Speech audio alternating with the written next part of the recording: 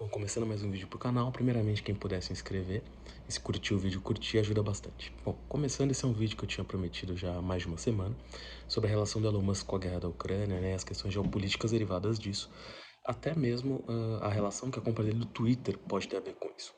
Bom, para quem não sabe, no começo da guerra da Ucrânia, no mais ou menos fevereiro desse ano, da guerra com a Ucrânia com a Rússia, a Ucrânia teve ali algum nível de dificuldade para continuar suas comunicações, inclusive de internet, até por ataques russos, tanto digitais, né, ou seja, para derrubar as redes mesmo, quanto ataques militares, que dificultaram ali o tráfego de informações digitais, né, via conteúdo, enfim, a rede de internet, de cabos óticos em si. O Elon Musk disponibilizou ali o Starlink, que ele utiliza a rede de satélites da SpaceX para distribuir internet. Aliás, é um produto que ele quer vender, inclusive, para concorrer com as operadoras em todo o mundo. Inclusive, por exemplo, até aqui no Brasil eles estavam querendo oferecer esse serviço. E, salvo engano, talvez já esteja até sendo oferecido. E, bom, foi uma forma de propaganda muito grande para ele. Ele se colocou como defensor da liberdade, como ele também diz muito até sobre a compra dele do Twitter, que quer a liberdade de expressão de todos, e etc. O que aconteceu foi que depois de um período ali que ele disponibilizou o Starlink para o exército ucraniano, há cerca de uma ou duas semanas atrás, ele foi no Twitter propor ali uma espécie de um acordo de paz entre Rússia e Ucrânia, que muita gente disse que teria sido oriundo de uma conversa dele com o Putin, no qual ele falava ali em a Ucrânia deixar a Crimeia para a Rússia, né? Lembrando que a Crimeia foi, digamos, ocupada ou invadida, enfim, pela Rússia em 2014, né? Não foi agora nessa guerra, foi na escaramuça ou guerra anterior entre Rússia e Ucrânia, há vários anos atrás, quando o exército ucraniano, aliás, também era muito inferior à capacidade que tem hoje. E a Crimeia, apesar disso tudo, é uma região que, por mais que fizesse parte do território ucraniano, era uma região etnicamente com uma maioria russa, que falava a língua russa, então talvez fosse a parte da Ucrânia ali, apesar de estar na Ucrânia, até mais próxima, de razões culturais, da Rússia mesmo. De qualquer forma, esse território vem sendo russo desde 2014, e depois você tem ali também as regiões de Lugansk e Donetsk, que também eram separatistas de alguma forma. E a proposta ali que o Musk encampou seria: os territórios que a Rússia já pegou ficam para ela, a Crimeia também, a Rússia assina um acordo de paz e segue a vida. Não era tão simples assim, mas era algo nessa linha, né? Isso levou ali a uma reação até do próprio Zelensky, presidente da Ucrânia, colocou uma enquete no Twitter ali: ah, vocês preferem o Musk que é amigo da Ucrânia ou que é amigo da Rússia, né? Ironizando um pouco o Elon Musk. Enfim, e ele disse que só queria paz, não queria uma bomba atômica, mas depois o que andou saindo na mídia, levou até as respostas dele, foi: a Starlink, né, estava sendo, de acordo com o Musk, bancada só pelo próprio dinheiro dele, né? Ou seja, ele estava disponibilizando a Starlink de graça para a Ucrânia, para a Ucrânia poder utilizá-la, mas sem pagamento. Ele até usou no seu Twitter falando: olha, várias empresas estão ganhando dinheiro do Pentágono americano e de outros governos. Ou seja, por exemplo, as empresas estão vendendo armamentos para a Ucrânia. Esse armamento está sendo pago em parte pelos Estados Unidos, tem feito várias doações pelo Reino Unido, e ele estaria bancando o Starlink.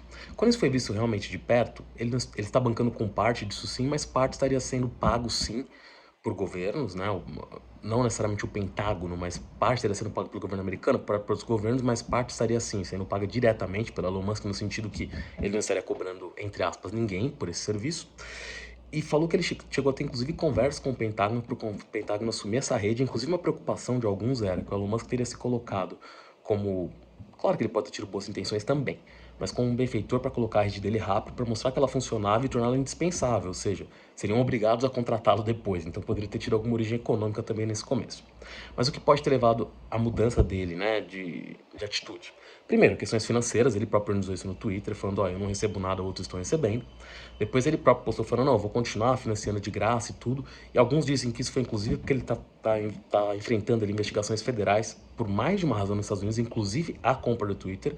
E aí eu não tô falando do processo que o Twitter move contra ele, que provavelmente vai resultar num acordo no qual ele vai acabar comprando o Twitter de qualquer forma, mas investigações por outras razões, e entre elas estaria também a atitude dele em relação à questão do Twitter, né, que ele comprou ações antes, vendeu depois, enfim. E nesse sentido, outra questão que também poderia ter mexido ali com ele para ele se postar dessa forma, né, ou seja, começar a tentar ir para uma atitude de poder acabar com a guerra agora, seria que poderia ter tido uma ameaça ali do Putin de digamos, derrubar satélites da SpaceX, né, que é o que faz o Starlink funcionar, e isso, claro, para ele seria um desastre. Então ele poderia ter se portado dessa forma por essa razão também. O Ian Bremmer, que é o presidente da Eurasia, uma das maiores consultoras geopolíticas do mundo, até fez um comentário no Twitter que ele tinha conversado com o Musk, e que o Musk teria dito que conversou com o Putin e que, enfim, ele achava aquela a melhor solução, mas que tinha a questão da Starlink e que ele tinha medo de o Putin usar uma bomba atômica.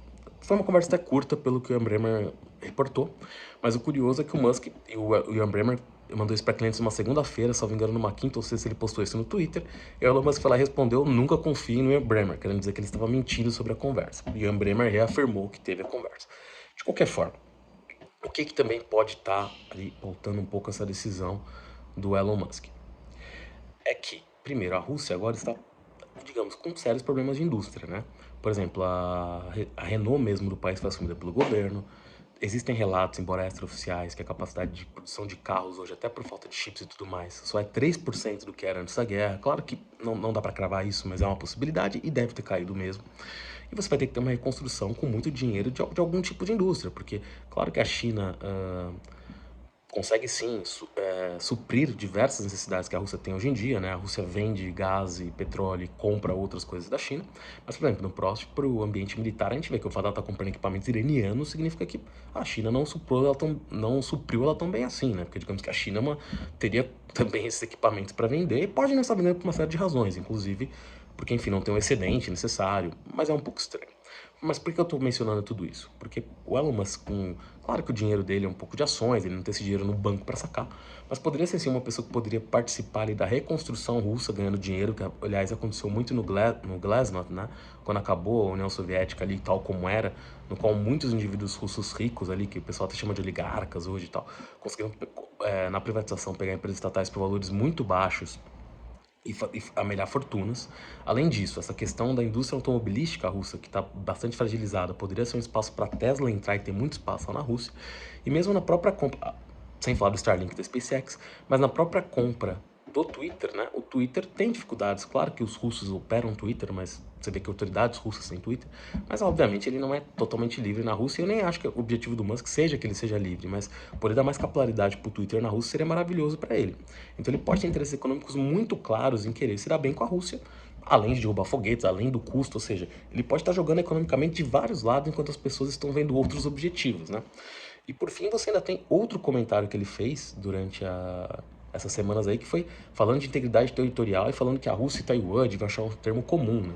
E isso levou a, inclusive, elogios de diplomatas chineses.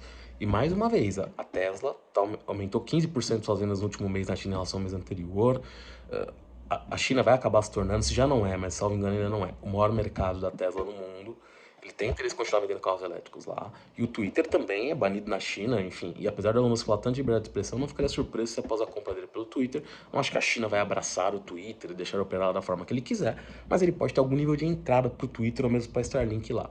Claro que isso são expectativas dele, podem não se realizar, o governo chinês também não deixa empresas entrarem assim lá, mas o que eu quero dizer com isso é, ele pode estar jogando o mesmo jogo nas duas frentes, ele está querendo abertura nesses dois lugares, ao mesmo tempo que ele também quer dinheiro do governo americano e dos governos do Ocidente pela Starlink para a Ucrânia, ou seja, ele está jogando nas duas pontas. Qual que é a conclusão de tudo isso? Ele é sim um key player, ele é um player muito importante em todo esse método de acontecimentos, mas ele pode estar jogando com seus próprios interesses econômicos.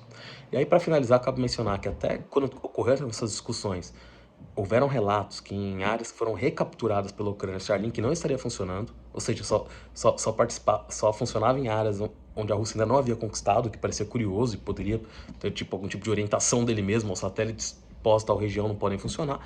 Depois isso foi restabelecido, depois desses tweets dele, mas isso tudo deixa a gente um pouco curioso com quais são os verdadeiros objetivos do Elon Musk. Ao que parece, são objetivos de realmente ter ganhos financeiros através disso tudo. Eu não tô falando que ele não possa ter ideais também, ele é uma pessoa que tem muitos objetivos em diversos sentidos, sempre foi com pensamentos muito grandiosos, né? Então vale a pena ficar de olho em tudo nisso. E para finalizar, ele até recomprou, né, o X.com, que era o domínio que ele tinha lá atrás, que era a empresa que ele queria formar para serviços financeiros para tudo. E agora com o Twitter ele quer criar o app de tudo e claro que ele gostaria que estivesse disponível em qualquer lugar.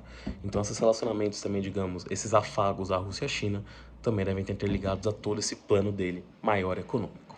Bom, esse foi o vídeo. Até a próxima. Valeu.